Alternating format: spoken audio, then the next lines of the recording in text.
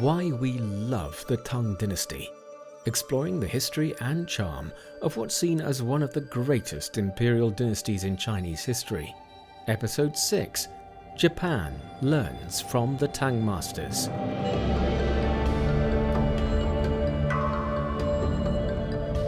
In this episode, we're learning how the Tang Dynasty became the go-to place for Japanese diplomats and students eager to understand its success.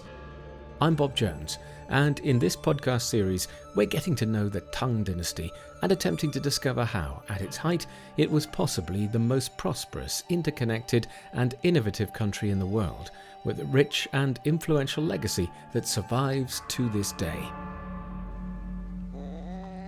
In the last episode, we mentioned in passing the blockbuster film by Chinese director Chen Kaige, The Legend of the Demon Cat. Set during the Tang Dynasty, it tells the story of a Chinese poet and a Japanese monk who team up to investigate the death of the imperial concubine Yang Guifei. If you like big-budget, visually stunning historical whodunits, then this is the film for you. It's very exciting. Maybe because we are used to the concept of why let the truth get in the way of a good story, we might take the narrative with a pinch of salt, but that's actually not the case. Such a detective duo was entirely possible, for at the time, Japan was almost in lockstep with China in almost every aspect of society. The Tang Dynasty had admirers everywhere. People who respected its power, which, as we have found, was derived from the systems of administration and law that it had put in place at the time. In terms of admiration, there was none greater than Japan.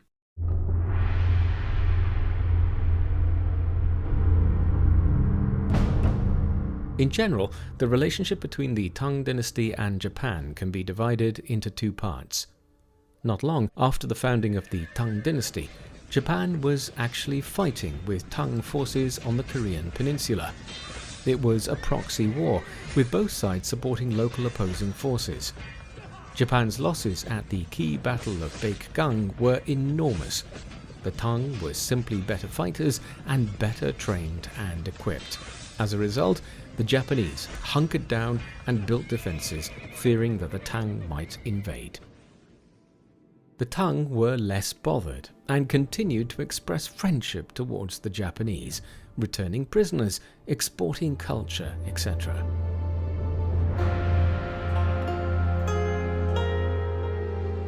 Gradually, the Japanese realized it was in their interests to be friends in return and sent an envoy in 702 to make peace.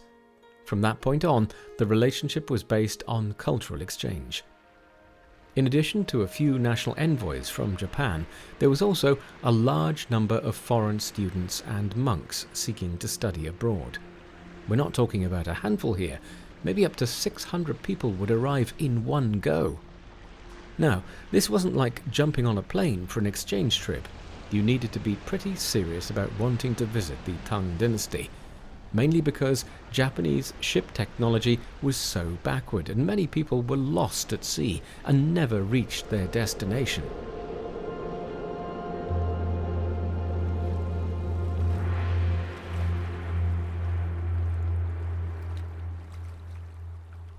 Apart from the travel jeopardy, it also wasn't all plain sailing once the Japanese envoys reached the Tang court. Many would talk up the power of Japan, which the Tang knew not to be true, so they were mistrusted. But some, like Awata Momahito, an envoy to the court of Empress Wu Zetian, was well educated, polite, told the truth, and wrote Chinese poetry. He, therefore, became trusted. And who the Tang court liked, the world liked too. Suddenly, your international profile rocketed. Ambassador after ambassador worked hard to be best mates with the Tang court.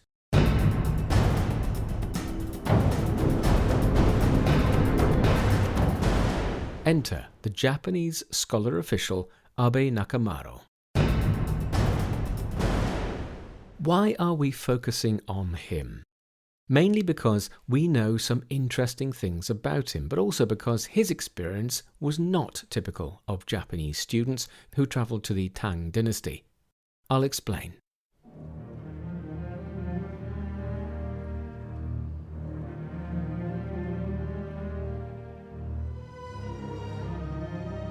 Abe Nakamaro was still a young man when he was sent to China. Scholars disagree about some aspects of his life, whether he married or not, or whether he had a family. But we know he arrived just as the Tang Dynasty was at the height of its power.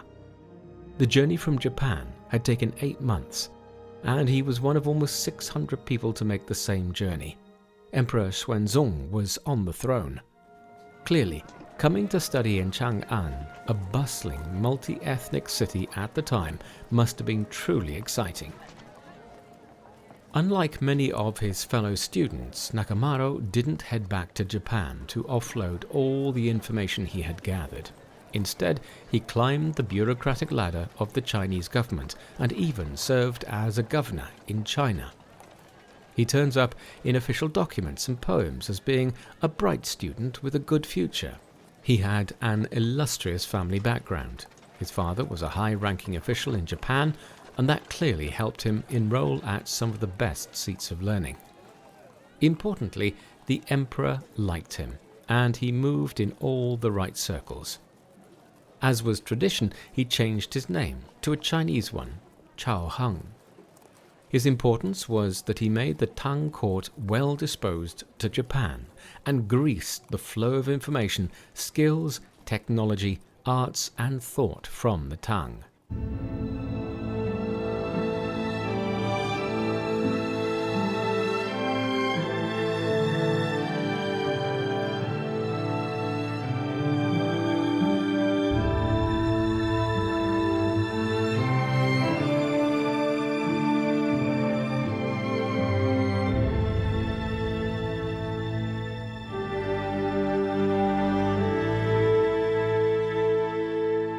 The official delegations, like the one that brought Nakamaro, were not just filled with students. There were court officials, diplomats, merchants, engineers, and monks too. Returning to Japan, they would take artifacts and ideas, and even architectural concepts. The cities of Nara and Kyoto, for example, are modelled on the layout of Chang'an. Poetry, calligraphy, and painting, and even new words flowed into Japan.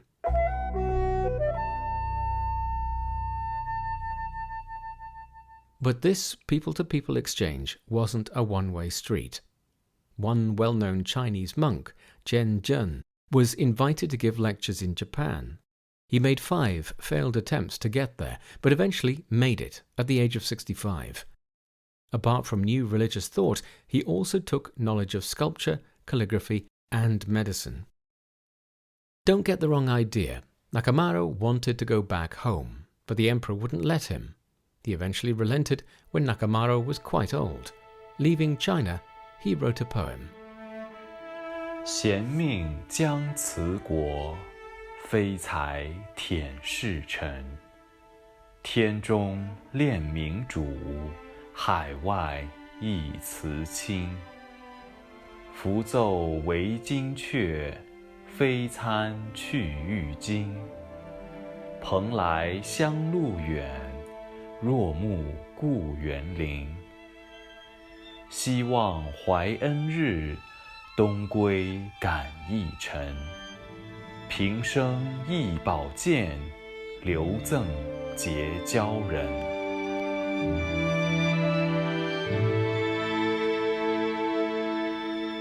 The poem expresses his gratitude for the kindness of the Chinese, his undying respect for the emperor, but also his homesickness and the knowledge that returning was the right thing to do. But there's a twist to this tale. He was shipwrecked almost immediately they reached the high seas and was assumed dead. Many famous Tang poets were greatly saddened and wrote eulogies and told of his virtues. But no. Surprise! After many travails, he managed to get back to Chang'an, where he went on to serve the dynasty again as an official. So we can see that although Japan, since the Tang period, has consistently admired China, the life of Nakamaro shows there's a bit of a mutual loving going on.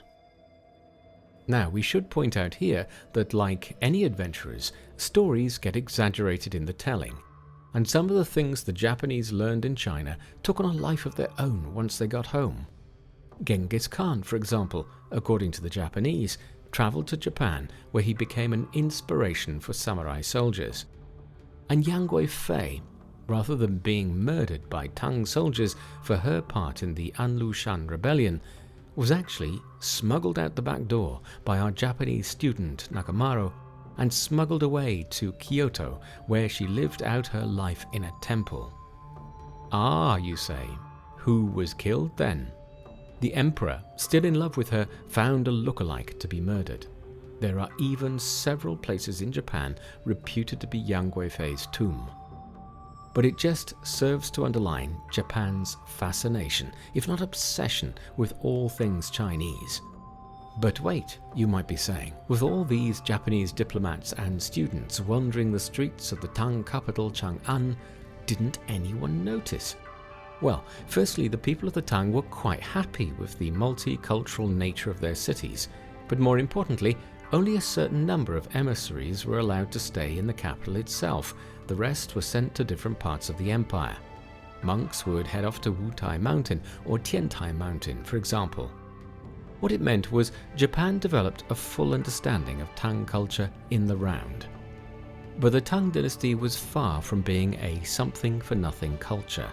In our next edition, we'll discover what the Tang demanded in return for this information download to Japan. Special thanks go out to Sanli and Zhongdu for their help in creating the content for this show. This is Bob Jones. Thanks for listening. Join me again next time.